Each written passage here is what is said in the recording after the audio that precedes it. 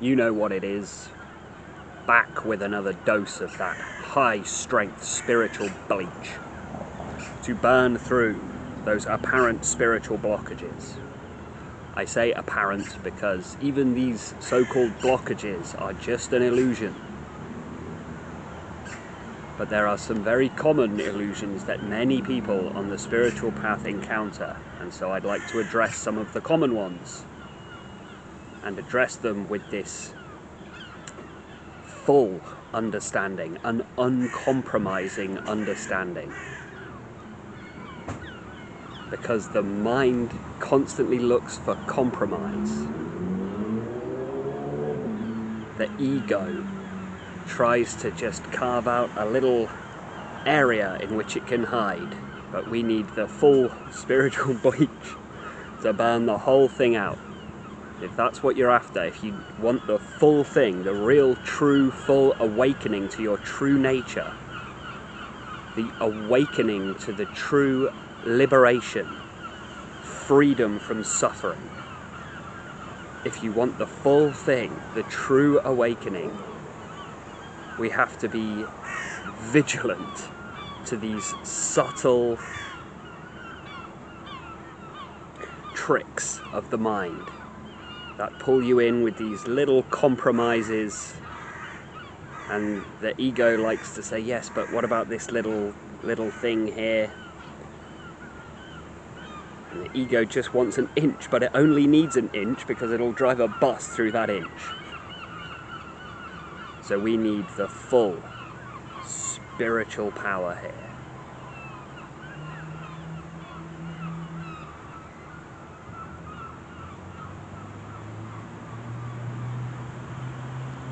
There is no outside world. Or rather, there is no distinction between the outside and inside world. And once understood that there is no distinction between the outside and inside world, the concept, the idea, the thought that there is a separation between out there and in here vanishes.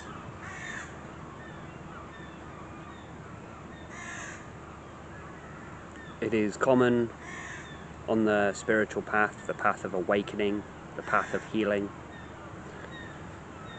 to come to some sense of peace, some inner spaciousness, some liberation, some waking up, some enlightenment. But having this nagging doubt, or this nagging sense of dissatisfaction, that, well, I'm okay then, I suppose.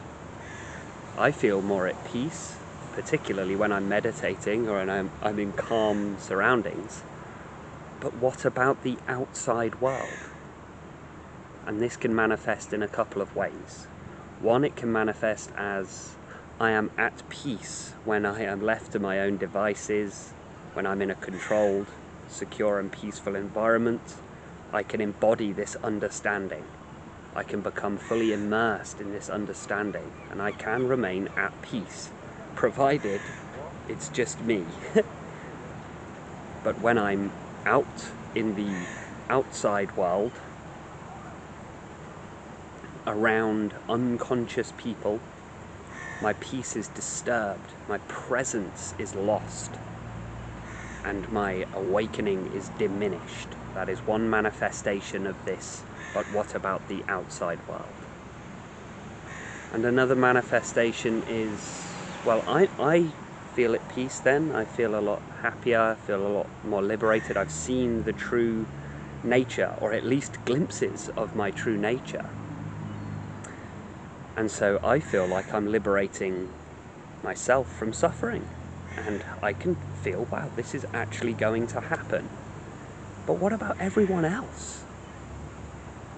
And you may witness everyone else is suffering intensely. So isn't it a little selfish of me to just check out completely? That is a very common and often subtle barrier that prevents people from coming to the full awakening. This background, it's a noble sentiment, it's a ethical sentiment, and it's well placed. I'm not judging, that makes sense. I'm okay, but what about everyone else? What about the outside world? What about everybody else? My internal world is fine, but what about the external world? Well, good news, there is no external world. It simply isn't there. There's no such thing as an external world. There's no external world and there's no internal world. That's it. Naturally, the mind is going to question this. That's ridiculous. I can see the outside world, right? Are you sure? Are you sure you can see the outside world? Or can you see your visual field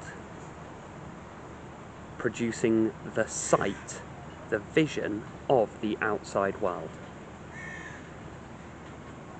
When you are observing this so-called outside world, what you're actually observing is your vision of the outside world. So what is the you that is observing the vision of the outside world?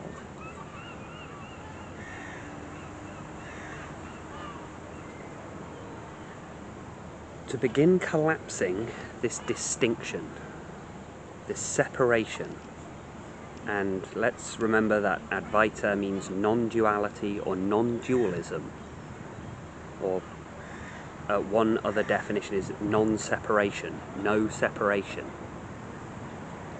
How do we collapse the distinction between the outside and inside world so that it's not just understood as a concept, but embodied and experienced as felt understanding,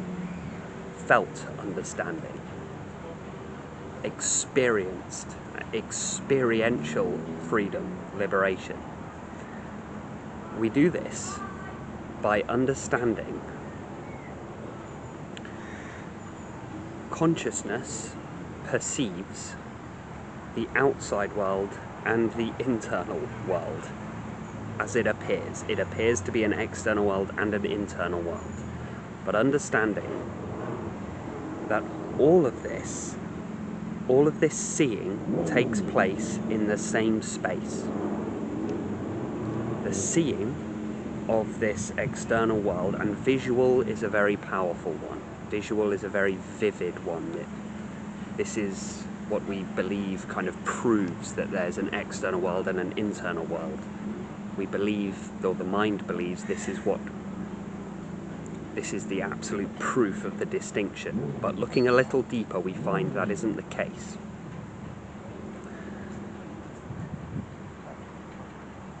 So, what we perceive through our senses, and let's take all of them now. The visual, what we can hear, what you can smell, what you can touch, and what you can taste. Collect all of those senses and put them together, and that creates a kind of a mental picture of where we believe we are within an external environment, and it provides information about this so-called external environment. But if you take a step back from all of that and collate all of the senses together into a single experience, which is your experience of normal everyday life, and instead of focusing on what the senses pick up, focus instead on the awareness of those senses, the consciousness that is aware of those senses.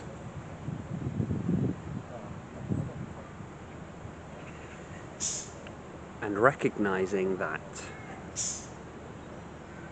your consciousness is equally aware of what you can see, and what you can hear, and what you can smell, and what you can touch, and what you can taste. although there seems to be a massive difference, there seems to be a huge difference between what we can see in the visual sense and what we can hear. So one is vision and one is sound, and surely there's a huge difference between those two things. But if we look a little closer, what do those two things have in common? What do they share? What is the one thing that is shared equally among all of the senses?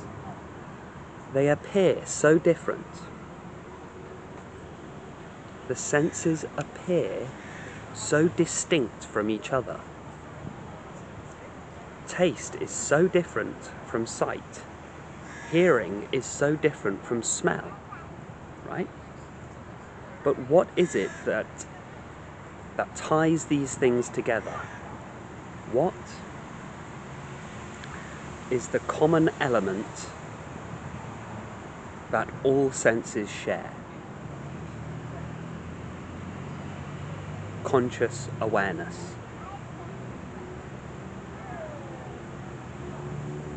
So focusing on the conscious awareness now collapses the distinction between the senses.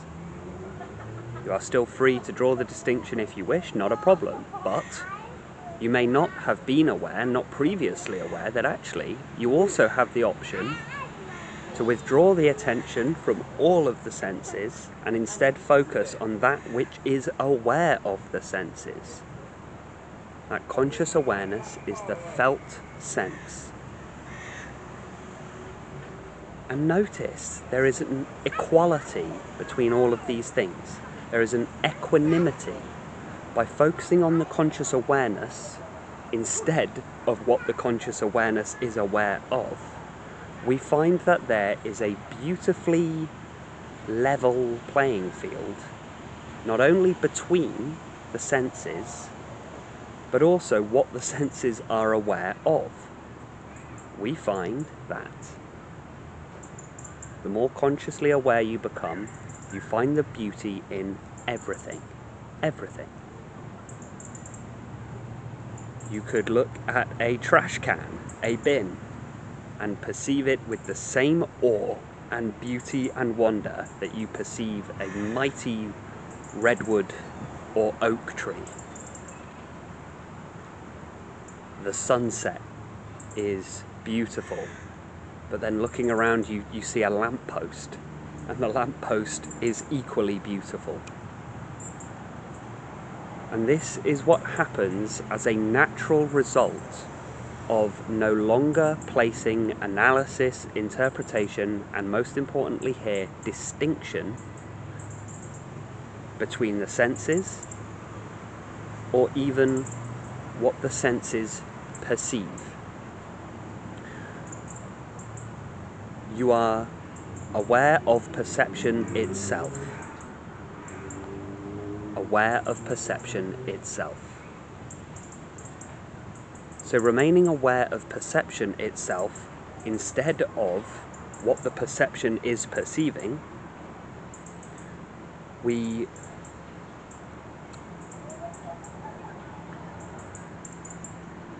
begin to soften the harshness of what we previously perceived as an outside world. There's a synesthetic quality to things, meaning everything merges together as one. Felt and experienced as one. Synesthesia. To perceive everything as one. And then you realize that actually it is only the mind that creates the distinction between things. When we look at things in the visual world, we perceive individual objects. But it is the mind that is categorizing and dividing up these separate objects. But the reality is, when you see clearly, the reality is the tree is not separate from the soil. The sunlight is not separate from the tree. The soil isn't separate from the sky. Because everything takes place within the same space. It is all a single unified whole, occurring, unfolding within the same infinite space. It was only the mind that was separating everything out. The mind separated all of the five senses.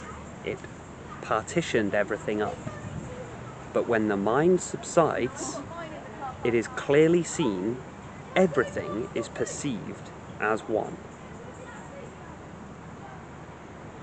But how does this bring us to the felt understanding that there is no outside world? Well, having learned that there's no distinction between objects that we perceive, and by objects here, I could also mean what we can hear or smell. It's not necessarily the visual field of the object that we perceive.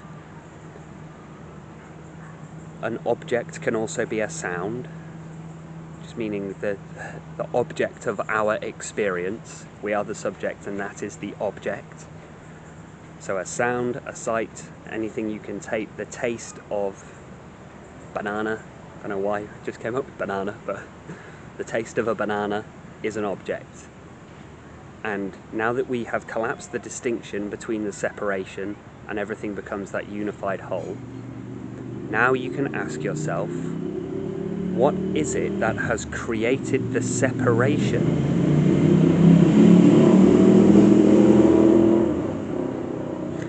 between this apparent body and mind and the external world?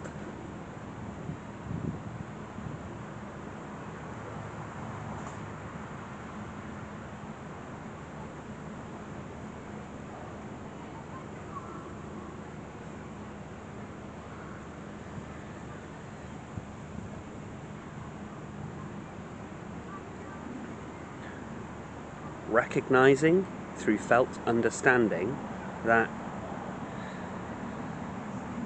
let us add thought, feeling, imagination, emotion into the same field of perception as everything that our senses perceive. Because you perceive your thoughts. If you ask yourself, am I aware of thinking? Yes. But what are you aware of when you are thinking? You are aware of thoughts. In the same way, so you have a thought of a pink baboon. That's a thought. And now that image has come to mind and you are aware of that thought. A pink baboon. Okay. So you are aware of that thought, that image in your mind now, the pink baboon. That is now the object that you are perceiving. You are perceiving that object with the same open consciousness, conscious awareness of the thought.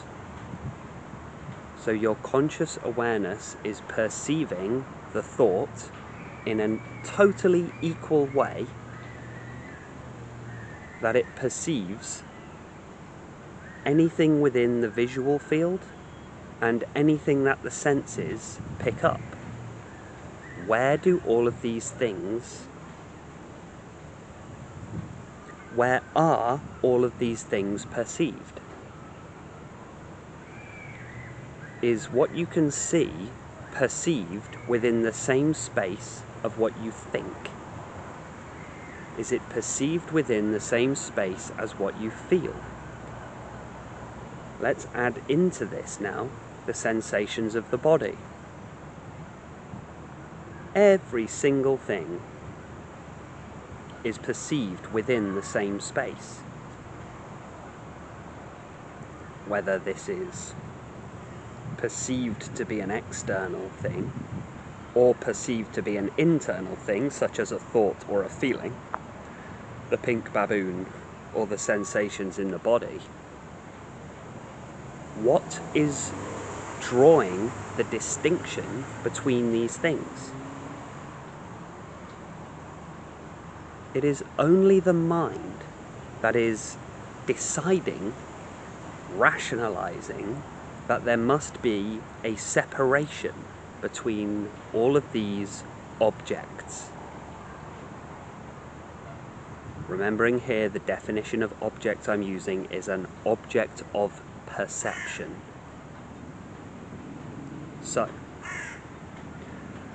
conscious awareness is perceiving objects.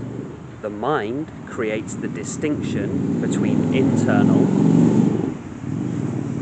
and external world. Such a powerful sound from these motorbikes. They have Harley Davidsons going up and down. It's beautiful. The mind creates the separation, but the separation isn't inherent to the object. The separation is added later. There is perception, and then the mind creates the separation between these objects.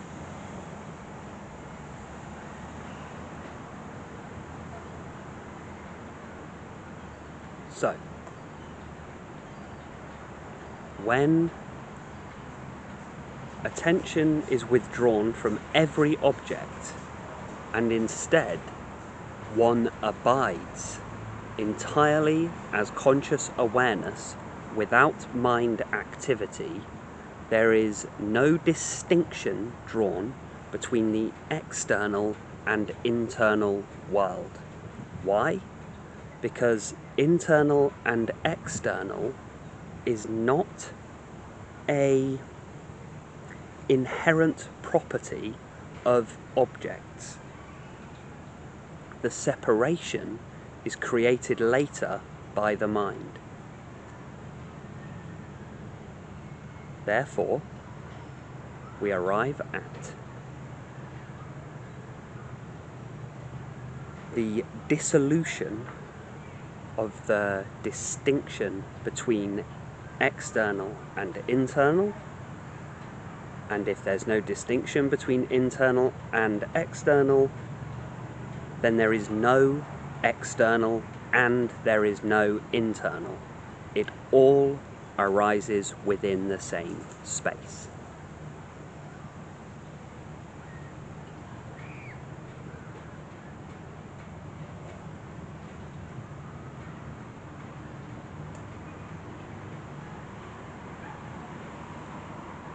So leave it. Just leave it all.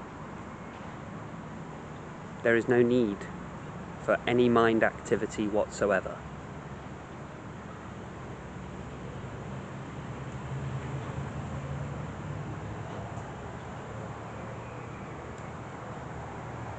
To come to that full awakening is to realize you were one with the universe this entire time. Because everything that appears within the universe is a singular appearance within the same unified infinite space. And that same unified infinite space is the conscious awareness in which all of these things arise.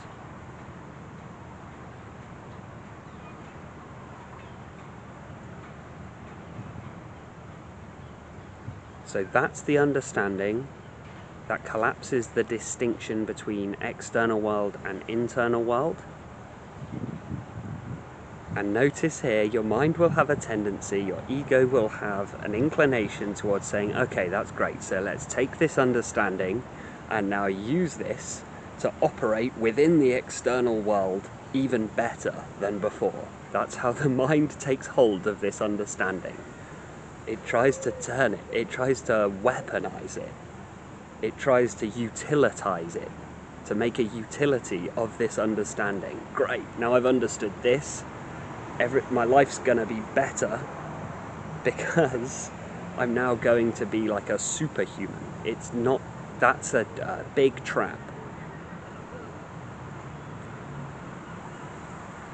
I would advise not jumping onto the understanding, but just leaving it as it is and let it percolate and flush through the body. It is simply understanding. It is the mind that creates the separation between objects that appear within the senses, whether that's something we can see, hear, touch, smell, taste, and then draws an extra distinction between thoughts, feelings, sensations in the body, and seemingly apparent external objects.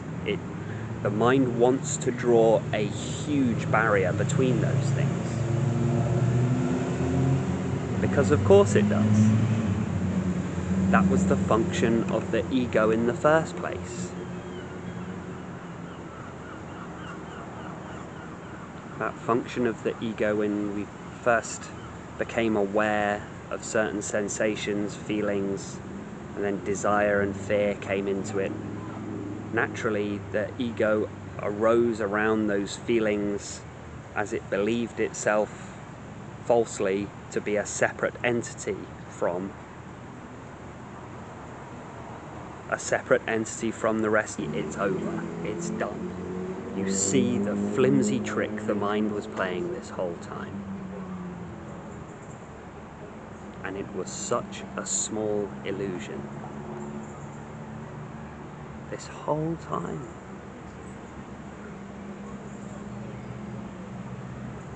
So if you'd like to take what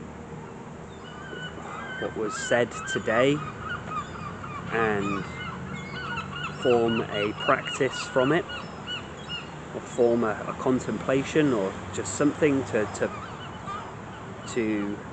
bring onto the workbench during meditation, it would be to perceive any object, whether that's something visual or something you can hear or any of the senses, and just observe, does that object that I can perceive, where does the perception itself take place?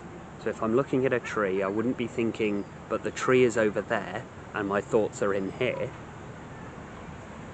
It would be my perception of the tree is in here and my thoughts are in here. I'm pointing to my head. That's a placeholder. That's just a shorthand. It doesn't actually take place in your head, but that's for another time. But I'm not looking at the tree and thinking the tree takes place over there and my thoughts take place over here. I recognize that both things, the visual image of the tree and the thoughts, both arise within the same field of perception, and that field of perception is observed by the pure, open, empty, conscious awareness. And the awareness itself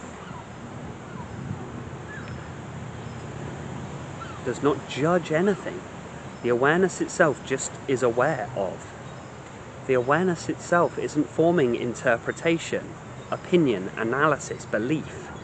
The awareness itself doesn't draw a distinction between your most firmly held belief and the taste of Cocoa Pops. It doesn't draw any distinction. It just sees everything. The great Tao flows everywhere, both to the left and to the right. It loves and nourishes all things, but does not lord it over them. It's a very famous, that's a Lao Tzu quote from the Tao Te Ching. The great Tao flows everywhere, both to the left and to the right. It loves and nourishes all things, but does not lord it over them. And I take from that that the infinite, beautiful, universal consciousness does not draw any distinctions. It doesn't say one thing is any better than any other. The most beautiful white albino Bengal tiger and a street pigeon eating a cigarette butt off a floor. They are both equally beautiful from the perspective of infinite universal consciousness. And it is the same when it comes to, is there an internal and external world? Consciousness draws no distinction. It's the mind that draws the distinction. I think I've laboured that point enough. So, I think I'll end the video there. Thank you so much for watching.